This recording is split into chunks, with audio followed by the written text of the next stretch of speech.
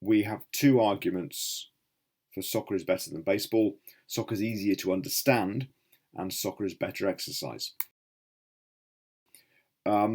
So last week we did a survey of 30 students in our class. We asked everyone the question, which sport is easier to understand, soccer or baseball? 25 out of 30 students chose soccer. Also, I once tried to introduce my friend from Australia to baseball. However, I had to explain so many rules, such as balls, strikes, foul balls, the strike zone, tagging up, forced plays. I gave up. It was too difficult. Soccer is much easier to understand than baseball. What about offside and free kicks and penalties? Sometimes I watch soccer games and sometimes they give a free kick, sometimes they give a penalty, sometimes they don't give a free kick and it looks like the same thing happened. I don't find this easy to understand. And anyway, maybe easier is not better. If a sport is more difficult to understand, people need to think more. And thinking is good for you. If it's more difficult, it's more skillful, more interesting, and an intellectual challenge. Often, baseball players just stand around if you watch a baseball game. But in soccer, all the players, even the keeper, are moving and running for almost the whole game. And Brian Grasso, founder of the International Youth Association, he ranked soccer number one in an internet article, sports all kids should play, from 2008 in ezines.com. He says soccer provides children with wonderful exercise. Who is Brian Grasso?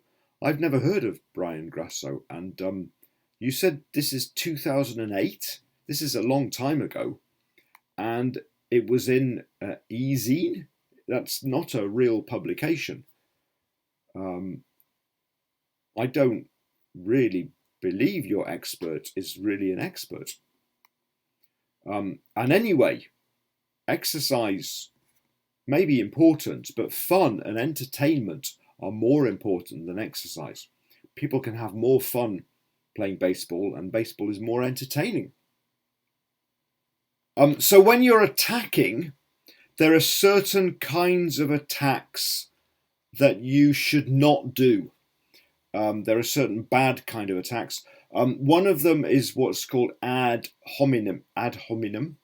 This means to the man. And when you're attacking a debate, proposal, or an argument, you need to attack the ideas. Don't attack the person talking. That's called ad hominem, and that's a bad way of attacking. Attack the ideas, attack the logic, attack what they say, rather than the person. Changing the subject. When you're attacking, you need to attack what they said. And similarly is what's called a straw man attack. This is when you take the person's argument and expand their argument and then attack the expanded argument. You need to attack what they said, not some changed version of what they said. Other kind of good kind of attacks. One kind of attack is what's called reductio ad absurdum. This is where you can use their logic to a ridiculous conclusion. So this is a way of showing that what they're saying is not true. If you take what they are saying and show that it leads to a strange or ridiculous conclusion. Another thing to think about is what's called the burden of proof. So if somebody is making a claim or making an argument, which side needs to show that the argument is true? That's known as the burden of proof. So if you're on the against side, and the for side makes a claim or makes an argument, they need to prove that what they say is true. So they have the burden of proof. That's another thing to think about. There are also various bad arguments. Please avoid these arguments. If you hear these arguments from the other side, you need to attack them. One of them is what's called appeal to authority. So when people say there is a law, or the king says this, or this is not a debate needs to have logical arguments, not just somebody important said this. That should not make a difference to a debate. There needs to be a logical reason, not just power and some powerful person's opinion. Similarly is what's called not invented here. So in Japan, we, well, in most cases, the debate is not about what people in Japan think. The debate should be logical and should have the same logic, the same facts, the same evidence for anywhere in the world. So usually what happens in Japan usually should not make an argument in a debate. Usually. Often we have a false analogy. So when your analogy is when you say something is like this is like this. A false analogy is when it's not like this. So if don't use false analogies. If the other team is using a false analogy, please attack.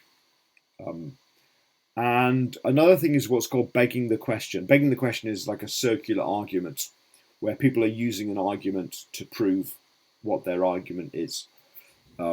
Again, don't do that. And if you hear the other team do that, please call them out. Please attack them. So also you can attack the support. So listen to the other side's support. If they don't have support, then you can attack them for not having support. If they do have support, they may have an explanation. Can you give a different explanation? If they have data, can you find counter data? Can you find data that shows the opposite? And if they have an expert opinion, is it really an expert? And can you find another expert who has the opposite opinion? If they have an example, can you find a counterexample? The sources then maybe, if there is no source, that's a problem. Please attack a lack of source. The source may be incomplete. Each source, we need to know who said it, what did they say, where did they say it, when did they say it. If they don't give all this information, you can attack them and say this information is missing. They don't have this information. This is not a good source. The source may be irrelevant. It may be a weak or unreliable source. And you may find a counter source. So can you find information that supports your side? This is something to think about when you're researching. When was it written?